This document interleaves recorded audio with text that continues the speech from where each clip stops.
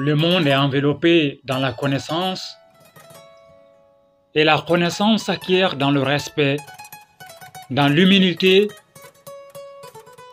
et dans la compassion pour l'autre. Oui, la connaissance s'acquiert dans le respect, dans l'humilité et dans la compassion pour l'autre. Mais qui est l'autre? Eh bien, l'autre, c'est une partie de moi-même. Alors, rejeter l'autre, c'est renier moi-même. Et quand je vous parle de moi, je vous parle de vous. Comment ne le sentez-vous pas? Insensé qui croit que je ne suis pas toi. Ainsi parlait Victor Hugo. Mesdames et messieurs, vous êtes sur votre YouTube channel 56 Le Triomphe. Bienvenue à toutes et à tous. Nous parlons de l'histoire de la famille Traoré. Eh bien, partons à la découverte de cette grande famille. Oui, le patronyme Traoré, origine et évolution. Le nom des familles Traoré, origine et évolution. Ils sont tous Traoré, mais à cause de certains événements et de certaines circonstances de la vie, on les appelle Diabaté, Diabagaté, Diop, Dambélé, Ouedraogo, Boussri, Bachili, Makadji, Ouattara, Bamba, Mané, Sané, etc. Leur histoire, c'est aussi l'histoire de l'Afrique ancestrale. Mesdames et messieurs, restez avec nous. On se retrouve tout à l'heure. Mesdames et messieurs, nous sommes sur l'histoire de la grande famille Traoré. Eh bien, c'est l'épisode 3. L'épisode 3 de l'histoire de la famille Traoré. Alors, Abraham, appelé dans l'Afrique ancestrale par ses propres parents Sango, obtient la victoire. Oui, au milieu de l'adversité dans l'Afrique ancestrale et notamment en Afrique de l'Est. En Afrique de l'Est, Dieu va lui donner la victoire sur ses adversaires, sur ses ennemis, y compris son propre père. Voilà. Je vous ai dit dans l'épisode précédent que le père d'Abraham, qui est Namroud ou Nimrod, va abandonner la foi islamique. Il va tourner dos à la spiritualité et il va se lancer dans ce qu'on appelle l'idolâtrie. Donc, il va traquer Abraham, donc Sango, et il ira jusqu'à vouloir brûler vif Abraham. Mais Dieu va donner la victoire, n'est-ce pas, à Sango, à Abraham. Alors, quand vous regardez dans la sourate 21, verset 69, Dieu dit quoi? Dieu dit, nous dîmes au feu, soit pour Abraham une fraîcheur salutaire. Sourate 21, verset 70. Dieu dit, ils voulaient ruser contre lui, mais ce sont eux que nous rendîmes les plus grands perdants. Sourate 21, verset 71. Et nous les sauvâmes, ainsi que Lot, vers une terre que nous avions bénie pour tout l'univers. Donc, ici, il s'agit de l'Afrique centrale. Vous voyez? Alors, devant l'adversité, devant les attaques mystiques, devant les agressions et les moqueries, Sango, qui est Abraham, est resté constant dans la prière, il est resté ferme dans la foi, il est resté fidèle à Dieu. Oui, il n'a jamais cessé de faire la Dawatul Islamiyya malgré les intimidations. Finalement, il obtint la victoire, comme il est si bien noté dans la sourate 21, verset 71. Alors, en tant que messager, ami et confident de Dieu, Sango ou Abraham savait que le chemin est long et qu'il devait persévérer pour mettre fin aux relations conflictuelles qui l'opposaient au démon adoré par son père Nimrod ou Anamrud.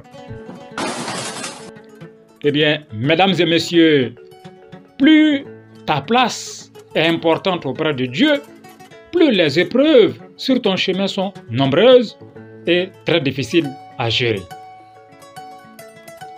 Alors, qu'en est-il de l'enseignement spirituel caché derrière l'infertilité du couple Abraham et Sarah?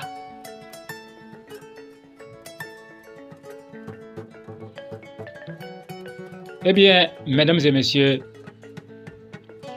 on va tirer des enseignements. Oui, des enseignements. Premier enseignement, c'est l'obéissance. Donc, l'infinie sagesse, l'infinie bonté, n'est-ce pas, de Dieu qui va se manifester. Donc, l'obéissance d'Abraham. L'obéissance d'Abraham pour pouvoir mériter l'infinie sagesse et l'infinie bonté de Dieu le Tout-Puissant.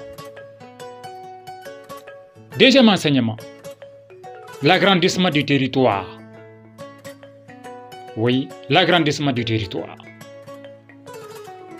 Alors, prenons le premier enseignement. Mesdames et messieurs, Abraham fait ce que Dieu lui demande de faire.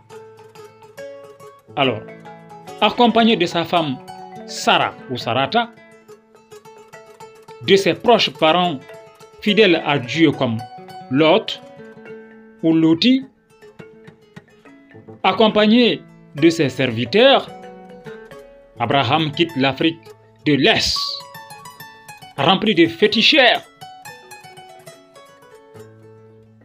Donc, Abraham quitte l'Afrique de l'Est avec tous ses biens, y compris ses troupeaux de bœufs, chèvres et moutons, pour s'établir en Afrique centrale. Voilà, il y a une petite anecdote à ce niveau. Lorsque je disais que en Afrique de l'Est, Abraham a été éprouvé, il a subi beaucoup d'adversités, beaucoup d'attaques. Et la galère, la pauvreté a atteint Abraham et il a été obligé de quitter son pays, donc sa ville, pour aller dans un autre pays qui se trouvait juste à côté. Et il va devenir berger là-bas pour pouvoir gagner quelque chose. Voilà, il arrive beaucoup de fois, même chez nous aujourd'hui dans nos villages, par exemple, quand l'hivernage, donc la saison pluvieuse, n'a pas été bonne, alors en fin d'hivernage, les jeunes quittent, n'est-ce pas, les villages pour aller chercher un peu d'argent dans les grandes villes et quelques mois après, ils reviennent, n'est-ce pas, à la maison, ils reviennent au village. Donc Abraham avait quitté, n'est-ce pas, les siens, donc sa ville pour aller dans un pays à côté. Et il était berger là-bas. Voilà. Et les gens se moquaient de lui. Les gens se moquaient de lui en disant, toi Abraham, alors tu passes tout ton temps à dire que tu es l'ami de Dieu, tu es le confident de Dieu, tu es le messager. Mais voilà, comment se fait-il que toi en tant que messager, en tant qu'ami de Dieu, tu es pauvre au point que tu es obligé de faire le berger pour pouvoir gagner un peu d'argent. C'est rigolo, Abraham. C'est rigolo. L'ami de Dieu, Dieu peut-il être aussi pingre avec son ami, avec son messager, au point que celui-ci est obligé de quitter n'est-ce pas, les siens de quitter sa ville pour faire le berger afin de gagner un peu d'argent. Mais c'est rigolo, ton amitié avec Dieu, c'est rigolo. Voilà ce que les gens disaient pour se moquer d'Abraham, pour se moquer de la pauvreté d'Abraham. Donc, Dieu va regarder Abraham avec un œil de miséricorde, avec ses yeux de miséricorde, et Dieu va demander à Abraham, Abraham, tu as souffert, mais aujourd'hui, je décide de t'élever très haut. Je décide de te donner la victoire sur l'adversité. Je décide de te donner la victoire sur tes ennemis. Alors, Abraham, ou Sango dans l'Afrique ancestrale, que veux-tu que je fasse pour toi aujourd'hui?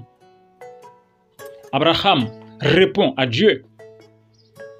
Dieu, mon Créateur, tout ce que je te demande, c'est de m'offrir l'intestin du canard. Alors, ceux qui étaient, n'est-ce pas, à côté d'Abraham et qui ont été témoins, alors ils se sont mis à rire, à rigoler. Ils se sont mis encore à se moquer d'Abraham en le traitant d'idiot, voilà, d'homme sans ambition. Alors, tu prétends être ami de Dieu et ton ami, Dieu le Créateur, te demande ce que tu veux. Tout ce que tu trouves à dire, c'est l'intestin du canard. Eh bien, l'ignorance est une tragédie. Abraham savait ce qu'il demandait.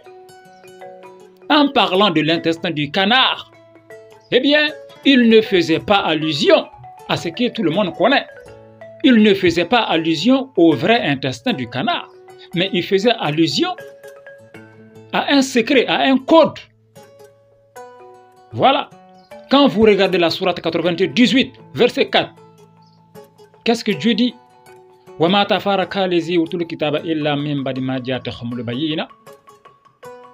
Alors, sourate 98, verset 4. C'est un code. Et ce verset parle de Il al-Kawma. Il al-Kawma est un secret. C'est un secret mystique, c'est un code. N'est-ce pas? C'est un secret.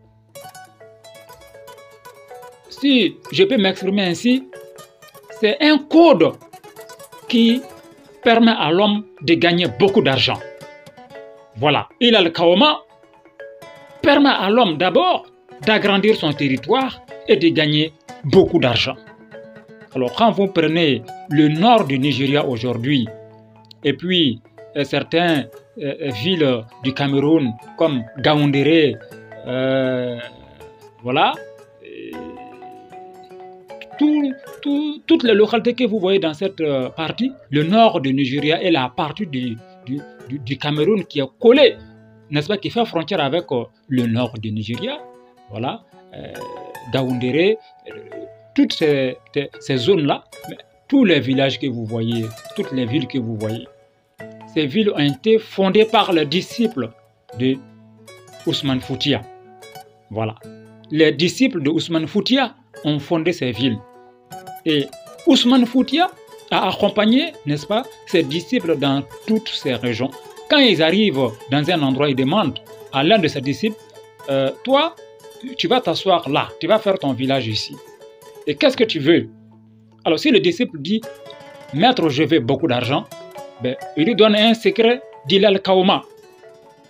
Si le disciple dit, je veux beaucoup de bœufs, il lui donne le secret d'Ilal Kaoma. Et le type devient propriétaire de plusieurs têtes de bœufs. Si c'est l'argent, le type devient extrêmement riche. Voilà. Donc, il a installé tous ses disciples, n'est-ce pas, dans ces régions. Donc, beaucoup de villages que vous voyez ont été fondés par les disciples de Ousmane Foutia. Et Ousmane Foutia a créé toutes ces localités, n'est-ce pas, en compagnie de ses disciples, avec un secret coranique, c'est Ilal Khawma. Et Abraham va demander ce secret à Dieu. Voilà. Mais en demandant le secret, il dit que lui veut l'intestin du canard. Et Dieu sait que l'intestin du canard, c'est Ilal Khawma. وَمَا تَفَرَّقَ الَّذِينَ أُوتُوا الْكِتَابَ إِلَّا مِنْ بَعْدِ مَا جَاءَتْهُمُ الْبَيِّنَةُ. Sourate 98, verset 4. Voilà, mesdames et messieurs. Et c'était la petite parenthèse. Alors, Abraham, il a obéi. Parce qu'en tant que messager et confident de Dieu, il sait que l'heure a sonné. C'est le moment. L'infinie sagesse et l'infinie bonté de Dieu vont se manifester enfin dans sa vie. L'infinie sagesse de Dieu, c'est quoi? C'est la finalisation de l'initiation. Sango ou Abraham va connaître enfin la signification de son nom, car dans l'Afrique ancestrale, on ne donnait pas les noms au hasard comme nous le faisons aujourd'hui. Quand Abraham est venu dans le monde visible, son père Anamroud lui a donné un nom initiatique. Ce nom est Sango. La force motrice ou le moteur du nom Sango est l'énergie. L'énergie électrique, l'énergie solaire, l'énergie éolienne. L'énergie comme la batterie de ton téléphone, l'énergie comme la pile de ta montre, l'énergie comme la batterie qu'on installe sur un véhicule. En un mot, l'énergie.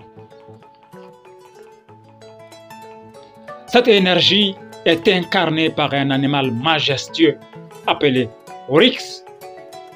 C'est aussi le chiffre 30. C'est également la nourriture. Oui, cette même énergie réside dans les agrumes. Les agrumes tels que orange, citron, pamplemousse, etc. Donc, c'est l'énergie vitale qui fait vibrer le nom Sango.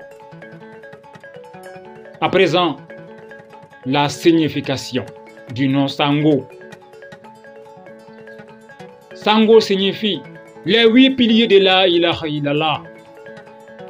Je ne sais pas si ça fera l'objet d'une autre vidéo, mais Inch'Allah, si Dieu nous prête longue vie, je vais revenir sur les 8 piliers de la ilaha illallah.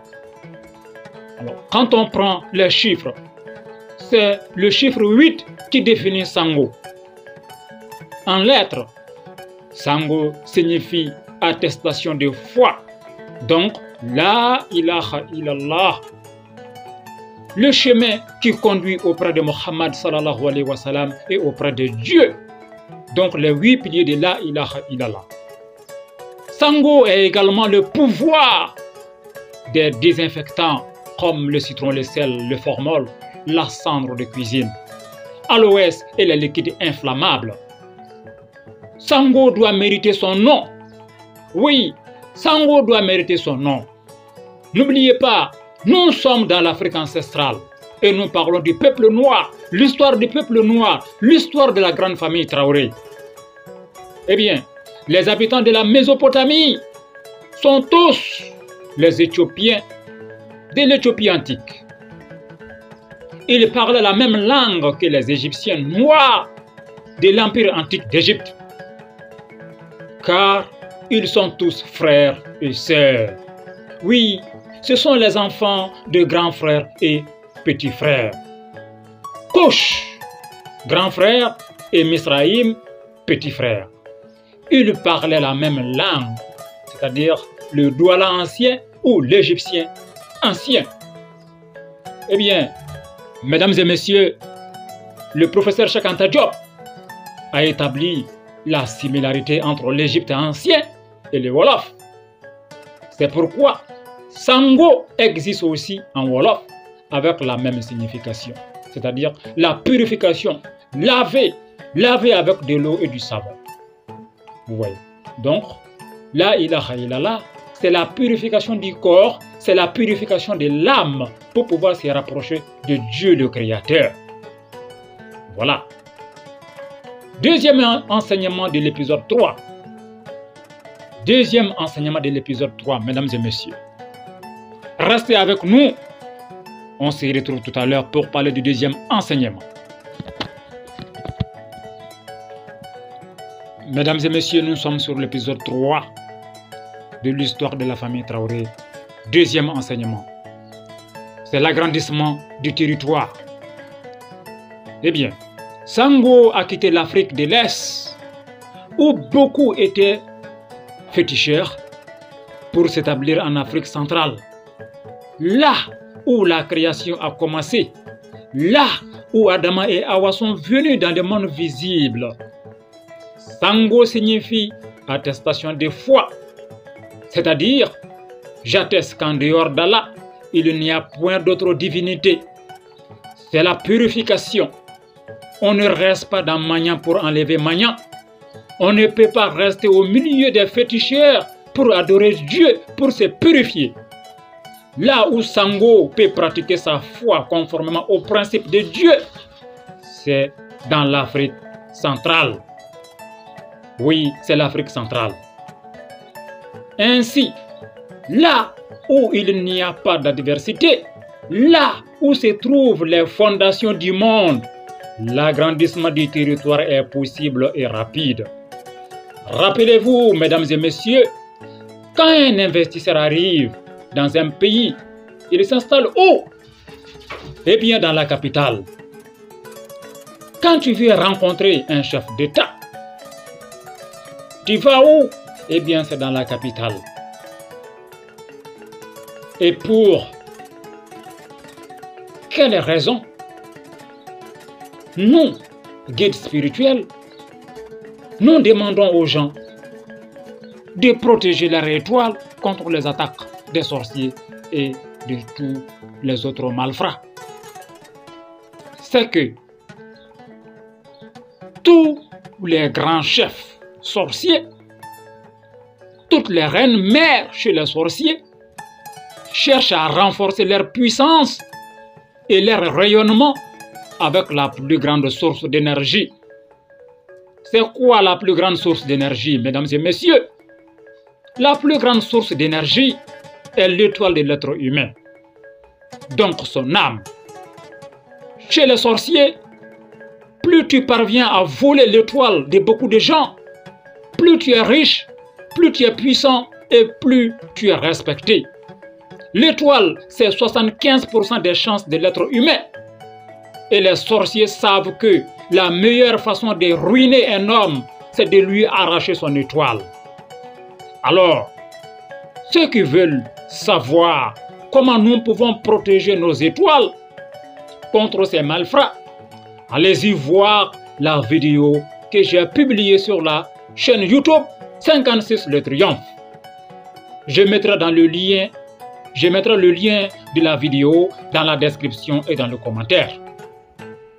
L'étoile est pour l'être humain ce qu'est l'Afrique centrale pour le monde. C'est pourquoi Sango ou Abraham, selon la Bible actuelle classique, est venu en Afrique centrale pour réaliser le plan de développement inspiré par Dieu le Créateur. Remarquez, en Afrique de l'Est, il n'avait pas d'enfants. C'est en Afrique centrale qu'Abraham aura des enfants. Et les enfants symbolisent le développement, l'agrandissement de la famille, la continuité, la descendance, la postérité. Mesdames et messieurs, c'était votre serviteur le guide Koulibaly depuis Dabou. C'est la fin de l'épisode 3. On se retrouve dans l'épisode 4. Merci infiniment d'être resté avec nous. Sur ce, je vous dis assalamu alaikum wa rahmatullahi wa barakatuh.